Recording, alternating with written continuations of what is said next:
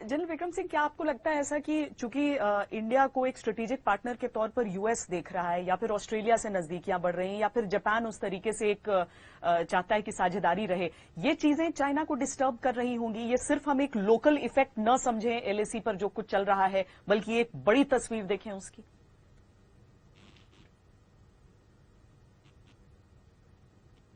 श्वेता जी, आप बिल्कुल ठीक कह रहे हैं। मैंने इनफैक्ट कल मेरा एक कॉलम आया था CNN वर्ल्ड के अंदर, जो पब्लिश हुआ था, तो मैं उसके थोड़े एक दो चीजें आपको जो बताना चाहता हूं। चीन क्यों कर रहा है? चीन एक तो उसका जो डोमेस्टिक अभी प्रॉब्लम्स हैं, उसके जो हालात हैं वो ठीक नहीं है।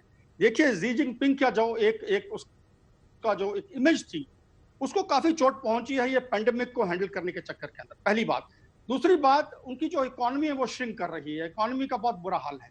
तीसरी बात यह है कि उन्होंने जो इमीडिएट नेबरहुड है और बाकी भी जो कंट्रीज हैं, उनके अंदर एक किस्म का एंटी चाइनीज सेंटिमेंट पैदा कर दिया है। एक असर्टिवनेस, एक अग्रेसिव पोस्चरिंग के तहत चीन ने अपने खिलाफ एक एंटी चाइना सेंटिमेंट एक उभर के आ गया है। अब देखिए, नेपाल के अंदर भी था। अगर आप देखते हैं नेपाल की जो लीडरशिप जो इलेक्शन जीत के आई है, तो अगर आप देखते हैं 1-2 साल पीछे जाते हैं, आप देखेंगे एंटी चीन वहां सेंटिमेंट था। ऐसे श्रीलंका में रहा है, म्यांमार में रहा है, बांग्लादेश में रहा है। तो हर जो देश जो हैं, जो देश चीन ने कल्टीवेट किए थे भारत को कंटेन करने के लिए, उनमें आज एक एंटी चाइना सेंटिमेंट उभर के आ रहा है, जो हमें एक्सप्लॉइट करना है, पहली बात। दूसरी बात यह है कि देखिए, जो BRI जो इनिशिएटिव है जी जिनपिंग का, ये उसका एक अपना बड़ा एक पर्सनल एक इनिशिएटिव है, वो स्टॉल हो गया। तकरीबन 140 मुल्क हैं जो कि चीनियों को उनके देश में जाने के लिए इजाजत नहीं दे रहे हैं। उसके कारण BRI इनिशिएटिव भी स्टॉल हो गया है, इकोनॉमी खराब हो गई है। हांगकांग आप देख रहे हैं, ताइवान का आप देख रहे हैं, ताइवान उनकी आंखों में कैसे बात कर रहा है आज। तो आज जो एक जी जिनपिंग का जो एक उसका मैं कहूंगा उसका हुलिया है, वो ठीक नहीं है। उस डाइवर्शन एक टैक्टिक्स के तहत देखिए, चीन 2 टैक्टिक्स का इस्तेमाल करता रहा है। जहां तक सवाल है उसके एक्सटर्नल, उसके अंदर वो इंड्यूसमेंट और इंटिमिडेशन का इस्तेमाल करता आया है, और भीतर अपने इंटरनल डोमेन के अंदर चीन जो है वो हमेशा विप अप करता रहा है।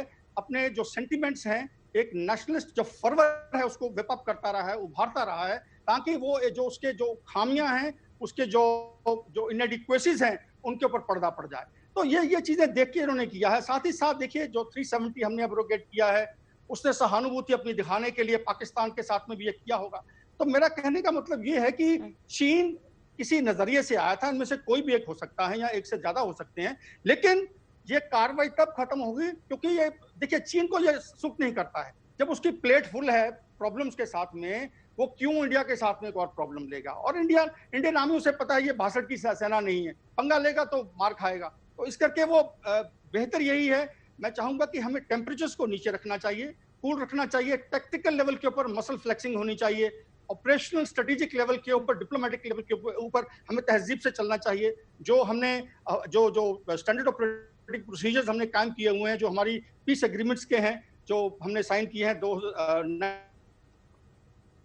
1993, 1996, 2005, 2013, उसके तहत हमें चलना चाहिए। और मसल फ्लेक्सिंग सिर्फ नीचे रहनी चाहिए। हमें फालतू कोई बात नहीं करनी चाहिए जिससे कि टेम्परेचर्स बढ़े, जो कि दोनों देशों के लिए ठीक नहीं होंगे।